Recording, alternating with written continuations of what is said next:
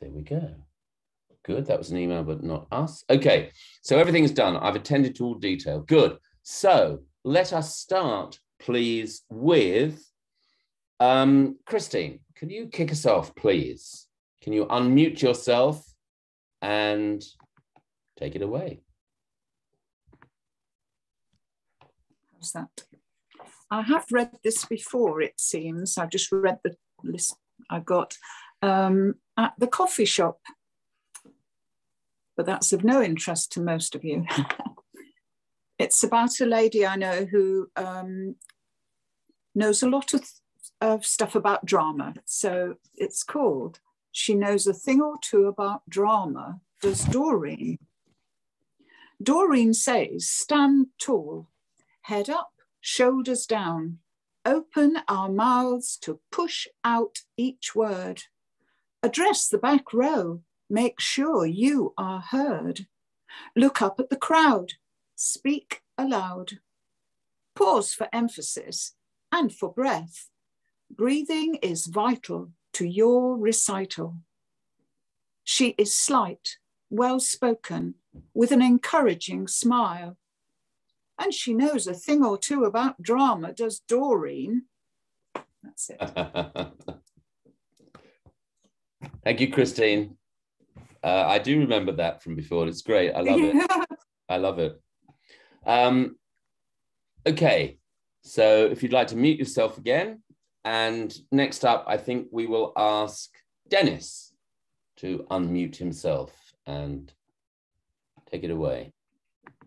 Okay, this is a poem by Robert W. Service. It's been a while since I've missed those. I have missed those.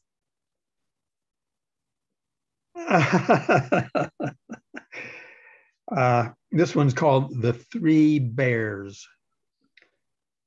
It's about a family that lives out in the country and they've got an outhouse in the backyard. Ma tried to wash her garden slacks, but couldn't get them clean. So she thought she'd soak them in a bucket of benzene. It worked all right. She wrung them out, then wondered what she'd do with all that bucket load of high explosive residue. She knew that it was dangerous to scatter it around, for Grandpa liked to throw his lighted matches on the ground. She didn't dare to pour it down the kitchen sink. And what the heck to do with it? Poor Ma just couldn't think. Then, let's see. Then nature seemed to give the clue, as down the garden lot, she spied the edifice that graced a solitary spot, their palace of necessity, the family joy and pride, enshrined in morning glory vine, with graded seats inside, just like the cabin Goldilocks found occupied by three, but in this case, B-E-A-R was spelled B-A-R-E. A tiny seat for a baby bear, a medium for Ma, a full-size section sacred to the bear of Grandpapa. Well, Ma was mighty glad to get that worry off her mind, and hefting up the bucket so combustibly inclined, she hurried down the garden to that refuge so discreet and dumped the liquid menace safely through the center seat. Next morning, old Grandpa arose. He made a hearty meal and sniffed the air and said, by gosh, how full of beans I feel. Darned if I ain't as fresh as paint. My joy will be complete with just a quiet session on the usual morning seat to smoke me pipe and meditate and maybe write a poem, for that's the time when bits of rhyme gets jigging in me dome. He sat down on that special seat, slick shiny by his age, and looking like Walt Whitman, just a silver-whiskered sage. He filled his corn cob to the brim and tapped it snugly down and chuckled, of a perfect day, I reckon this the crown. He lit the weed, it soothed his need, it was so soft and sweet. And then he dropped the lighted match clean through the middle seat. His little grandchild, Rosaline, cried from the kitchen door, "Oh, Ma, come quick, there's something wrong. I hear the dreadful roar. Oh, Ma, see a sheet of flame. It's rising high and higher. Oh, Mommy dear, I sadly fear our outhouse done caught fire." Poor Ma was thrilled with horror at them words of Rosaline. She thought of Grandpa's matches and that bucket of benzene. So down the garden, geared on high, she ran with all her power. For regular was Grandpa, and she knew it was his hour. Then grasping, gasping Rosaline, she peered into the fire. A roaring, soaring furnace now, perchance old Grandpa's pyre. But as them twain expressed their pain, they heard a hearty cheer. Behold, the old rapscallion squatting in the duck pond near. His silver whiskers singed away, a gosh almighty wreck. Why, half a yard of toilet seat entwined about his neck. He cried, "Say, folks, oh, did you hear the big blowout I made? It scared me stiff. I hope Ewans was not too much afraid. But now I best be crawling out of this dog-gasted wet. For what I aim to figure out is what the heck I ate." Thank you. Thank you, Dennis. Raising the tone, lifting the bar. Okay, next, I think I'll invite Tina, please, to unmute yourself. Hi. I'm going to do a Christmas poem. It's called Keep It Simple Christmas. This year, I don't want presents. I've really got enough. I don't want tons of food and drink, have cupboards full of stuff. I'm going Christmas frugal, don't want anything too grand. I really don't need more, do hope you understand. Instead of receiving cards, I'd prefer a lovely talk. Instead of noisy parties, how about a nice brisk walk? I'm happy to keep it simple, prefer to play it down. Just a little of your time, please. No need to go to town. That's it. Short and sweet tonight. Thank you. Well, if you've got another one, we'll be going round again, so you better find one. Yeah, it's fine. Yeah. I'm sure you've got plenty of time to do that. Okay. Next up then, please, let me invite Sue. Can you unmute yourself and take it away? Are you there, Sue? Yes, she is. There we are. Yes, so now let me go back down to my text. Okay, that failed. Great. Oh, wait a minute. Here's what I wanted. Yes. I actually have two, both very, very, very short.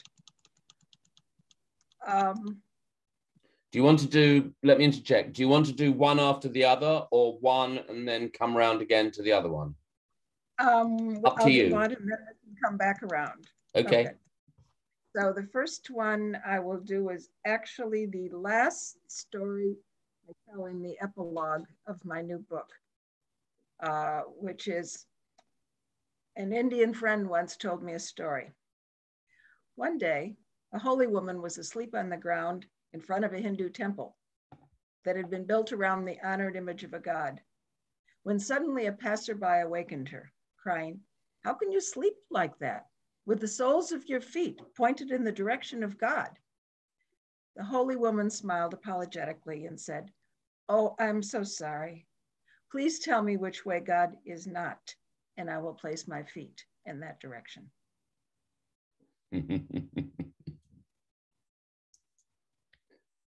Nice. That's a super story. That's great. I love that. Thank you, Sue. Next up, please, let's have Mike. Thank you. Okay, so this is a sort of Christmas themed one. I've got to find it first. One moment, please. Documents. So this, so we had our sort of festive reading of the Festival of Lights up at the Pavilion, a venue in Chichester, on last Wednesday, actually. And I was frantically trying to write something during during that event, for that event.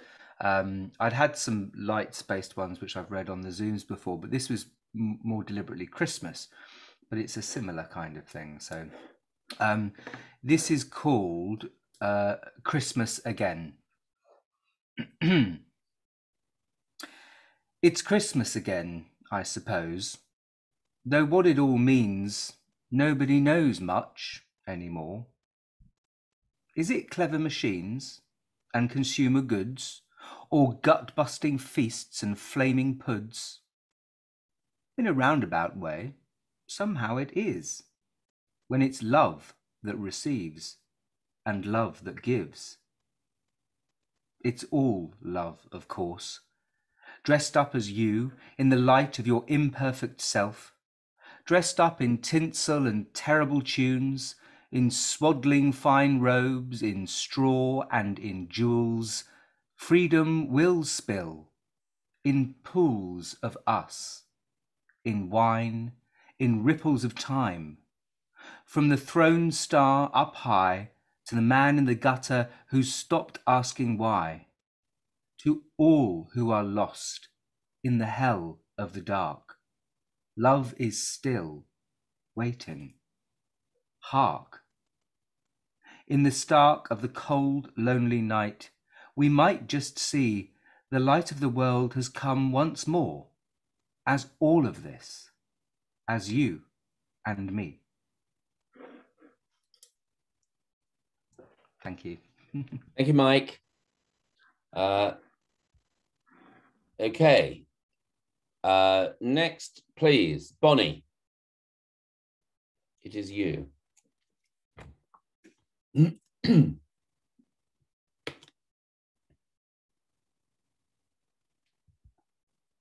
Or maybe it isn't. Where is she?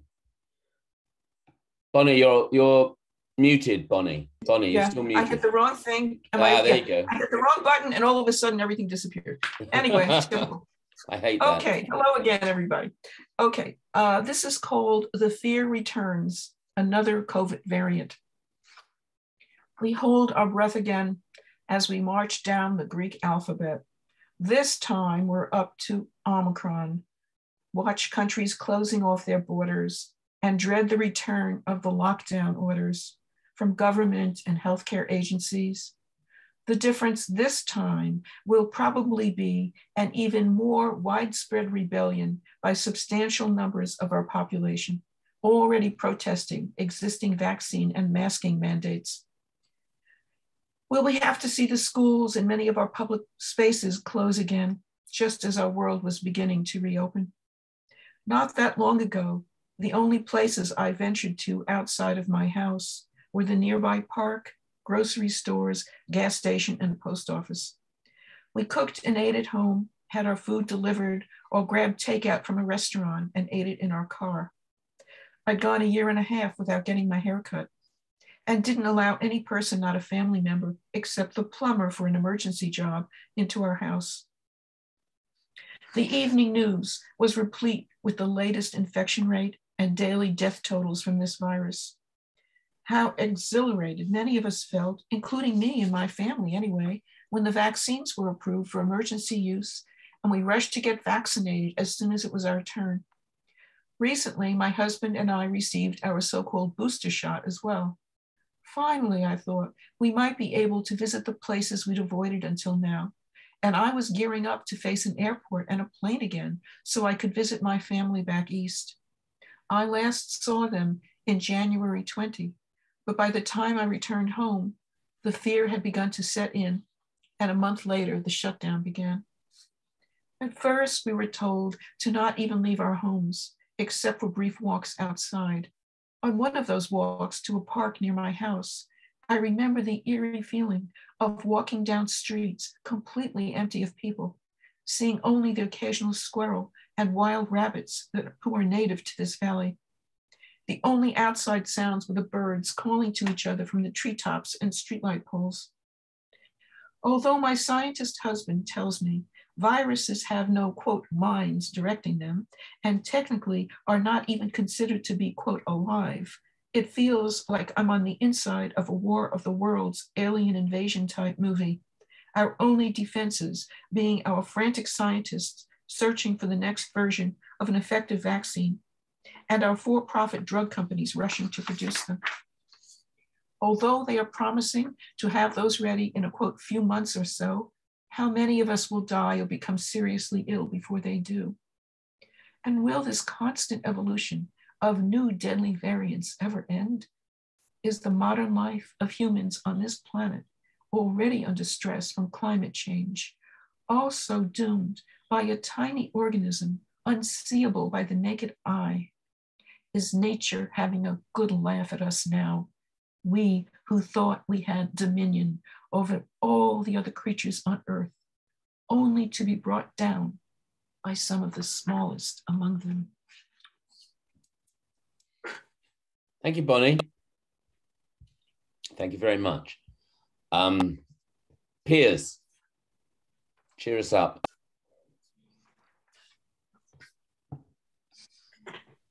Evening, everybody. I know you can do it. Am I, I'll try. Am I unmuted? Can you hear me? We can hear you, Piers. Loud and clear. Okay. A few weeks ago, Geoffrey Winch, who is an English poet and he's a member of the South Downs Poetry Group, challenged us to write a poem along the lines of Walt Whitman. So a long poem about a journey with reflections on life, whatever, along the way. And so what I've got to read to you is a 2,000-word poem, but I'm not going to read it all. And it's about a journey, and it's about, can you see this? It's a journey to Isfahan, a trip that I took in 1969, and I wrote a novel about it, but I'm not going to read the novel to you because that would be even more torturous. So instead, we've got this poem, and I'm only going to read the first third, because otherwise, you know, the night will grow. Okay, are we ready? Here we go. Road trip Isfahan, Annabelle and I. 1969 was the summer of love. Woodstock, Janis Joplin, Jimi Hendrix. I came down from uni for the long back. I needed somewhere to go and someone to love. Enter the old Land Rover and Annabelle, and Sam, female, and John, male. We four planned to join an archaeological excavation at Babajan in Persia. Sam and John were archaeologists and in love. Annabelle and I were not archaeologists, and we hardly knew each other.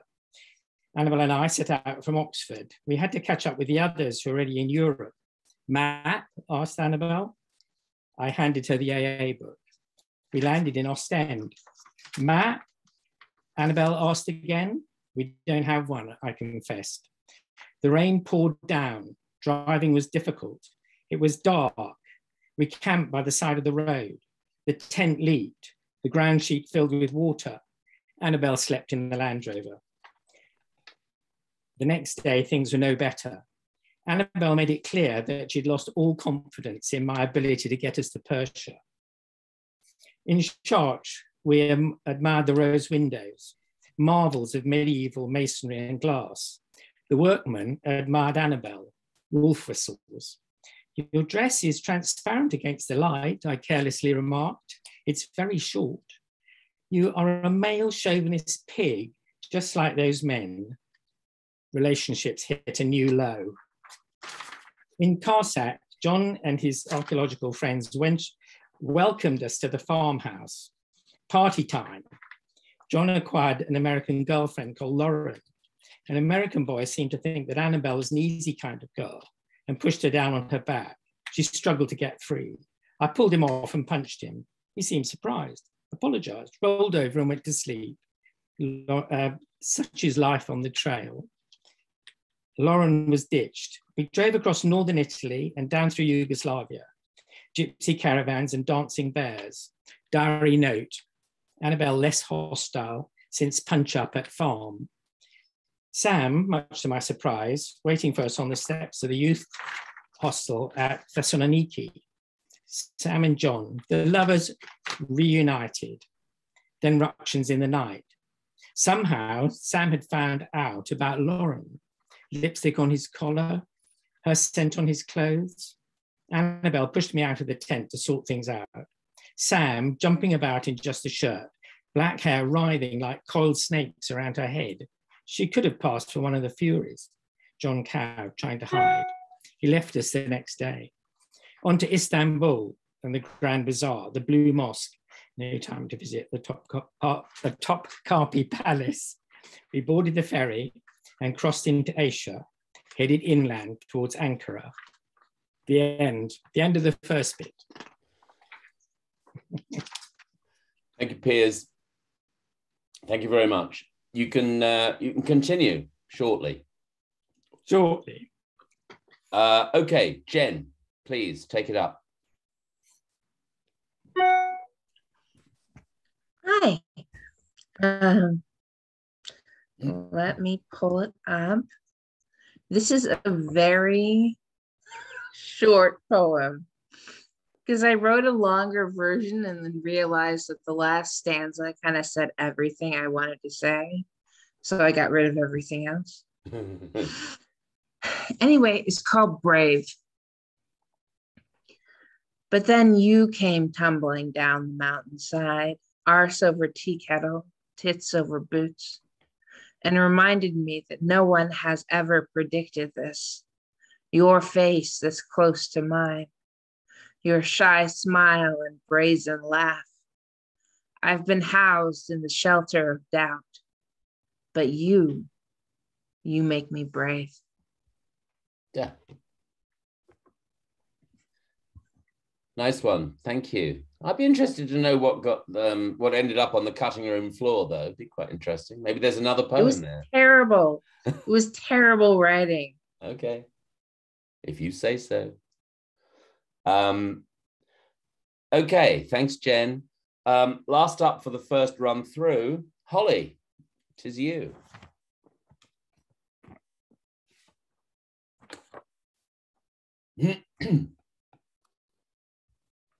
Okay. Yep, we can nearly hear you. There you are. There she is. You hear me? Gotcha. Okay. I've got well, let's see. I've got two things for this evening, if there's time. Yeah, there will be.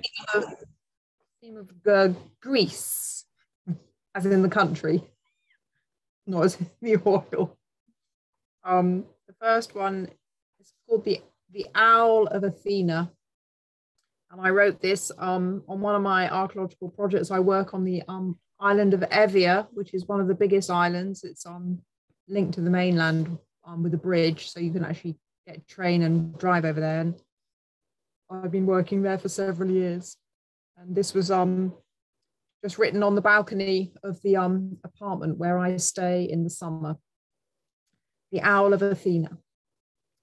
Here we are again, the owl and I, the one a silhouette of form, dark against the summer evening sky. Each night, upon awakening, it announces its presence. Good evening, it says to the world from on the rooftop high. Good evening, I reply. The Owl of Athena, small, neat, head bobbing, then still and silent. I blink and it has gone, surprisingly swift for a bird of slow and silent flight. And yet I know, come dawn, it will wake me with a cry. Good night, as it slips once again beneath the eaves and disappears from sight. Thank you, Holly. Thank you very much. Okay, so I'll read one before we go round again, and then we've got a few announcements, but not many. And I'm going to read, now those of you from this side of the Atlantic heard it last week, so I'm sorry. I make no apology though, because I read this thing, and you know that you know I'm interested in time and physics and all that rubbish. So just after I'd written this and read it, I then saw an article about the James Webb Telescope. And the James Webb Telescope is due to be launched by NASA next week, in fact. And it's the replacement for Hubble, only 1 million times, well, more than 1 million times, I'm sure, better. And all the stories are telling everything that I was trying to say in the poem, really, and everything about the telescope is that it's trying to see back to when the universe was dark. And so it's trying to see the first pinpoints of light that would be the first galaxies, the first stars starting. And if the universe is about 14 billion years old, which it is, this telescope is going to be able to see back to about 13.5 billion years. And it just seems to me, that it's just fascinating to me that, and all of that is possible because light travels at a finite speed, a constant speed, and it never changes. So, and all of that means, anyway, that relates to what I wrote. So, you know, I'm going to read it again, and I'm sorry for that. So anyway, here it is. Time and Light, it's called. We are caught in time and darkness, constrained by universal limits on sight, night, and light's finite, constant motion, which of course serves to weave light with time in some celestial tapestry of misunderstanding. The more we can see, the further in time we travel, closer to the beginning, but no further. The more we can see, the less we can know, and the more light we need to illuminate the unknowable. And it has always been thus, craving light so that we may see more, bring darkness down, and reveal the truth concealed. So there you go.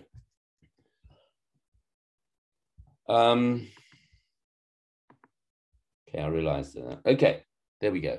Thank you. So just a couple of things to tell you about. On January the 5th is our next open mic in person at Wagtail Coffee and Yoga, if we're allowed still to meet, and we shall be there. January the 19th is our next featured reader on Zoom event, featuring the poet, a local poet, but really, really well-known and fantastic poet, Stephanie Norgate. So please tell your mates and get along to that, because it'll be fabulous. And at some point, at some date yet to be arranged in January, we're going to run the Body Speaks workshop that we ran in person recently. And we're going to try and do that on Zoom, which is basically, it's going to be designed to support people's ability to read and speak and enunciate clearly by using a variety of techniques and understandings that come from a combination of places. So the Alexander technique is one, theatre training is another. Mike, you may want to add a little bit to that. Yeah, Mike so was one of the teachers. Yeah, Denny and I ran an in-person workshop, as some of you, well, Christine was there, and some people especially from the USA, our friends who join us on Zoom, had said, "Do we have any plans to run that workshop or something similar on Zoom?" And we thought about and had a conversation about it, and we'd like to do that. So we'll be choosing a date basically, and setting a time for that. So obviously there'll be some adaptations for most of Denny's work, which is the Alexander technique, which is about checking in with your body. And it's hard to describe what the Alexander technique is, but when you try it, you can feel the difference it makes. But there are plenty of teachers of the Alexander technique, and indeed teachers of all kind, who've had to embrace remote teaching over the past year and a half, 2 years. So we'll be looking at that, but it'll obviously involve some voice and speech techniques and exercises that I'll lead, and also an opportunity for us to read through our pieces, get feedback from others in the group. So it'll be small groups on Zoom, and we'll be looking at those different techniques to really explore our own voice and how we use it to read words out loud. So there's lots of really interesting techniques that we've used, some of which I was taught by a voice and speech teacher.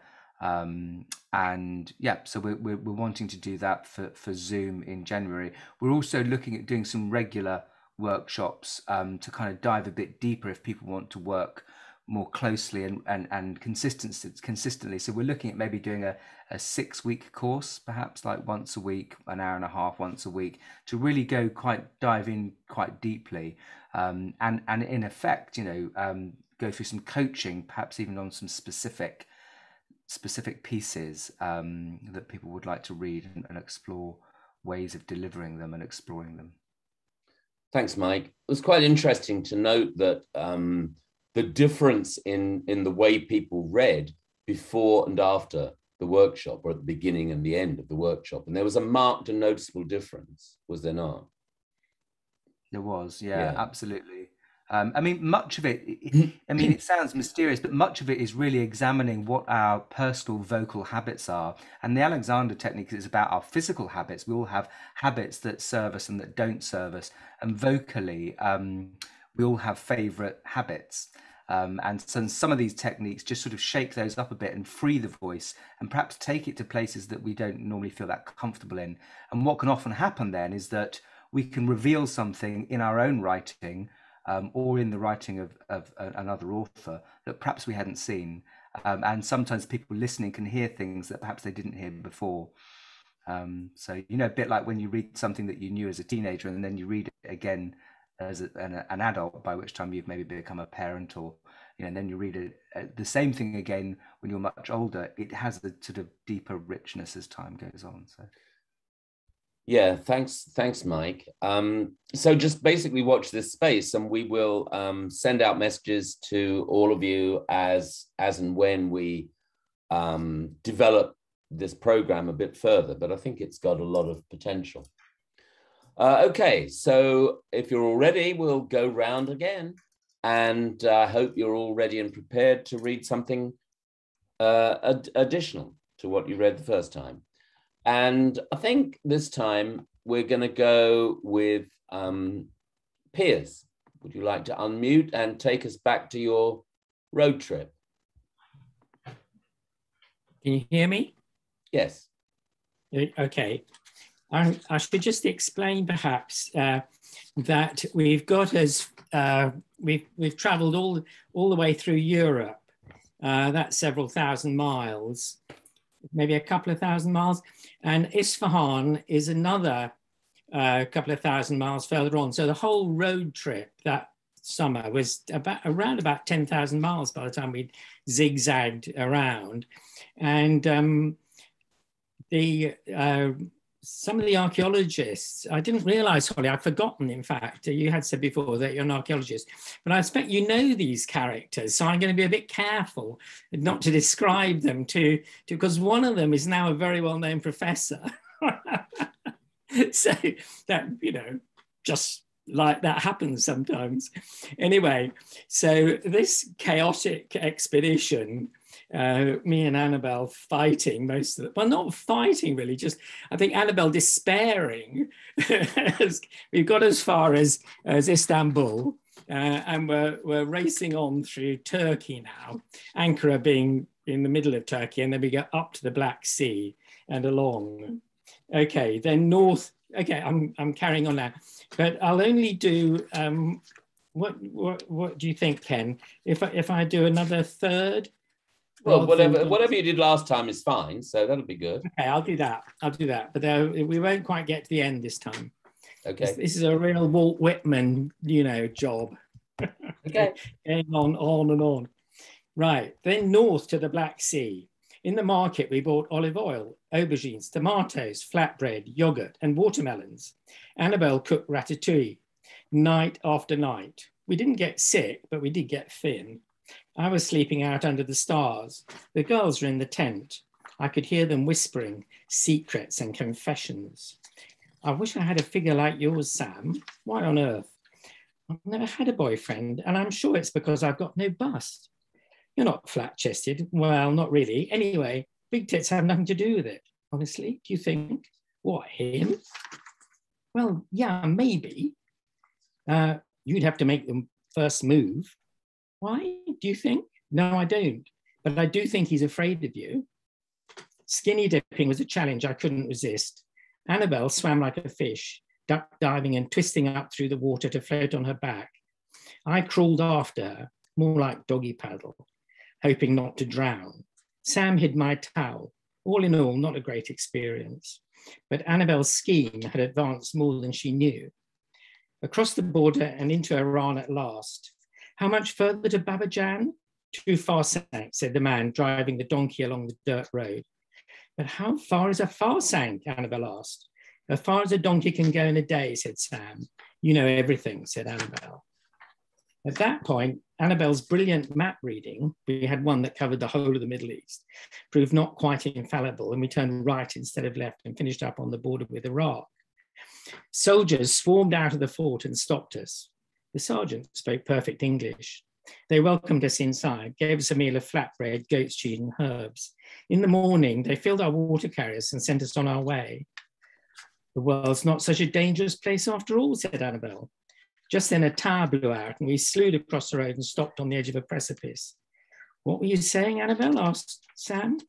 God loves us, said Annabelle. Mithra in this part of the world, said Sam. Allah be praised, said I. I think we've covered all the options, said Sam. Tower changed. We jolted our way over rough dirt roads and a stream. It was dark by the time we arrived at Babajan. Hassan the cook greeted us, boiled fowl and rice for supper. Martha, American archaeological student, showed us to a house in the village and so to bed on the roof of a mud hut. I watched the sun rise over the mountains in red and gold. The sun faded from black to pale blue to indigo. That's the end of that bit. Thank you, Piers. Thank you very much. Okay, I think next up for the next installment, I think is Holly, please. Holly. Thank you. I must say, Piers, I envy your trip. I've never been to Isfahan. I'm not likely to get there. Oh dear. No. A place I'd love to go. Mm. Sounds amazing trip. This one is also actually about travel. It's called a little bit about travel. It's called Athena's Tears. We descended through the winter sky, a world of grey and white, clouds above and below encircling us. Within them were pockets through which were visible distances, where the shadows of the day still lingered, blue and sun-lightened. And then they were above us, and the darkest colour was the seal grey sea below, white flecked with windswept waves. Ahead was land and a wide valley of white, Athens in all her concrete glory, The sky, lying low and heavy above, masked the sight of her ancient acropolis. But as we flew slowly by in the quickening darkness, the street lights came on, filling her with droplets of silver light, as if Athena herself was weeping in the sky above. Thank you. Thank you, Holly. I'm surprised you didn't actually meet Piers on his journey. He seems to have met with archaeologists and so on. So that would be nice. Okay, next along, I think Tina, how are you feeling? Ready to go?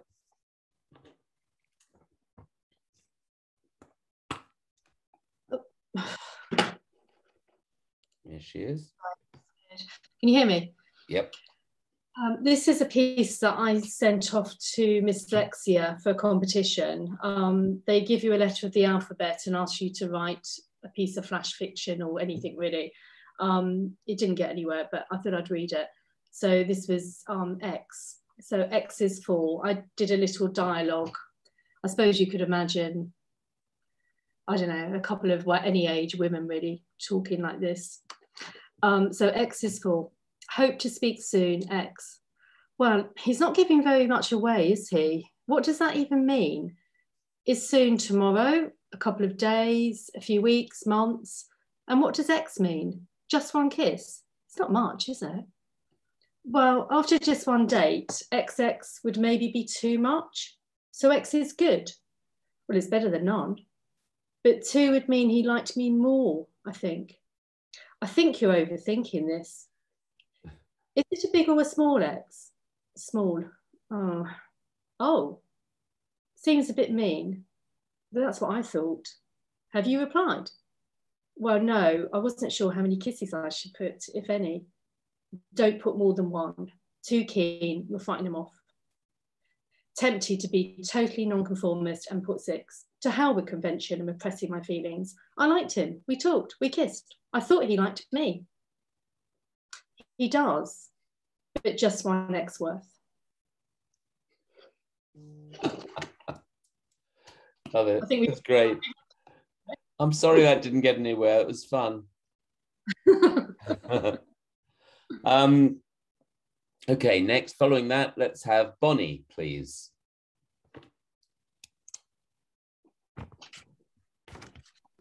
Ken, I don't have another this morning. Sorry. Oh, okay. Sorry. In that case, Sue, would you continue with your reading from your book? I will. And let me find it again. Right. All right. And this is the penultimate story in the book. Just for those of you who may not know, the book is from Jerusalem to Delhi through Persia. And so it's no accident that I have quite a few things that relate to India. 2 dear friends, both doctors from India, looked for months, probably over a year, for just the right lot for a new house. Finally, they found the perfect location, and they called us, all excited, to come over and inspect it with them. We did. It was fully forested and lovely. I called later in the day to see whether their offer had been accepted, and my friend calmly told me that someone had beaten them out with a higher bid, and the owner had accepted the other bid. I was appalled.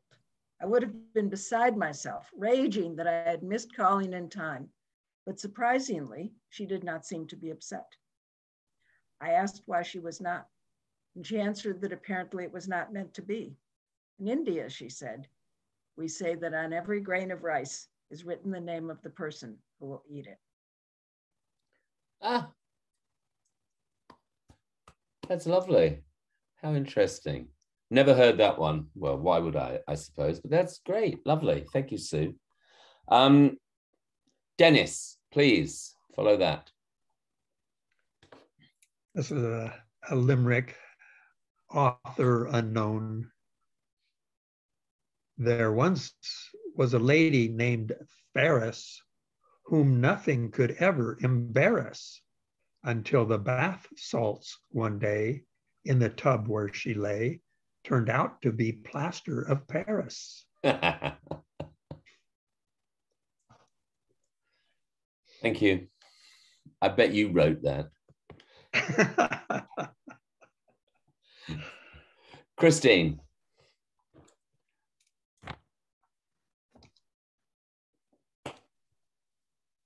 This, we have to cast our minds back to when it was warm in August. And it's making time for poetry. Making time. 5 a.m. Reach for paper and pencil to jot down words, capture the silver morning light. A billow of cool air as the cotton sheet settles around me. This coolness surprising after a night on regular 9 or 10. Recall yesterday, the blue sky and bluer sea at Felpham, the scarlet beach umbrellas of the Lobster Pot Cafe, every seat taken. See the Ray-Bans, the suntans, the cyclist in second skin lycra, their shoes as they leave give a rocking hobble to their walk. Take time. See again the bathing beauties of every size and shape. Hear the children's laughter as they hurtle into the sea. Ah, the sea, lapping to the beach with a swish of frothing lace, retreating with a swoosh and a dragging of pebbles all along the curve of shoreline, as far as Middleton ahead. Did Blake walk here before beach huts and benches? See the carefree dogs, large and larger, one with a wiry coat so dense, so dark, it is a dog-shaped black hole, bounding after a ball. Make time. Describe the golden light now at 6 a.m. Beyond the window, the clouds are blushing pink. Release the pencil, drift back to sleep. That's it. Thank you. Thank you, Christine. Thank you. That was lovely. I love the idea of a dog-shaped black hole. Mike. Yeah, that was lovely. Thank you, Christine. Thank you. Thank you, everyone. There's some really lovely pieces tonight. It's really nice. I can't decide what to do because I've got something from E.E. Cummings, which I quite like, but I've also found really old. This is a very years ago. I self-published. This is the only collection of poetry I've ever self-published, and it was before Amazon. Well, not before Amazon existed, but before they introduced their self-publishing platform. There was one called Lulu.com, and this was in that. So I think I might read this because it's Christmas themed. It's called The Christmas Tree. The Christmas tree has arrived. Lovingly, we adorn it with silver pastry stars and sliced oranges. After, we admire our work. Not a word is said. Later, I see, between the twinkling lights and the sliced oranges, there is a message nestling between the pines. It reads, all is lost.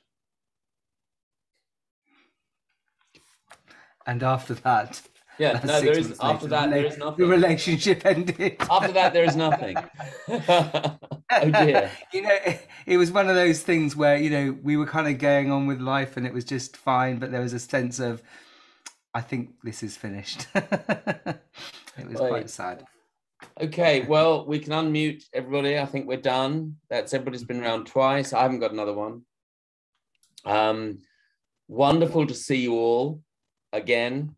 Thank you so much for coming. I'm glad that you all picked up the change of URL for the Zoom, and it'll be this one now for the next for the duration now. So if you keep it, if you bookmark it or keep it or whatever you do, or if you just come from the website, because we did change it on the website too, so that link on the website will work. Okay, well, lovely to see you all. Thank you so much for your readings. As Mike said, it was a lovely group of readings again, as always, small but perfectly formed. So thank you so much. Love you all. Goodbye. Good night. Bye. Lovely Good night, evening. good morning, good afternoon. Keep well, everybody, and stay strong. Yeah. And next time, we'll see you next year. Right. Yes. Next year. Merry Christmas. Merry Christmas. Happy holidays. Happy Holidays. happy everything. Okay. Bye-bye, everyone. Bye. Bye. Bye. Bye.